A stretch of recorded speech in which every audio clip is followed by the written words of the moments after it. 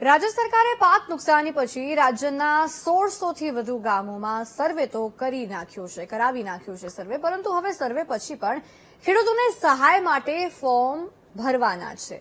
જે ફોર્મ આમ તો વીસીઈએ નિઃશુલ્ક ભરાવાના હોય, પરંતુ કેટલીક જગ્યા પર ખેડૂતો પાસેથી ઉઘરાણા થઈ રહ્યા છે. જેનો એક વિડીયો વીટીવી ન્યૂઝને મળ્યો છે. ક્યાં થઈ રહ્યા છે ખેડૂતો પાસેથી ઉઘરાણા, આવો જોઈએ.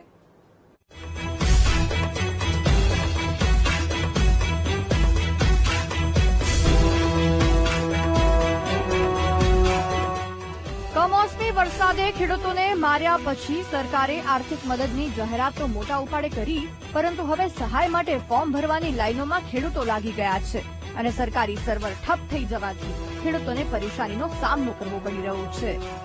તેવામાં જામનગરના સોયલ ગામે તો વીસીઈ દ્વારા ખેડૂતો પાસેથી ફોર્મ ભરવાના 100 રૂપિયાના ઉઘરાણા કરવામાં આવી રહ્યા છે. ખેડૂતો સાથેના આ વહીવટનો એક વિડીયો સામે આવ્યો છે, જેમાં વીસી પૈસા ઉઘરાવી રહ્યો છે.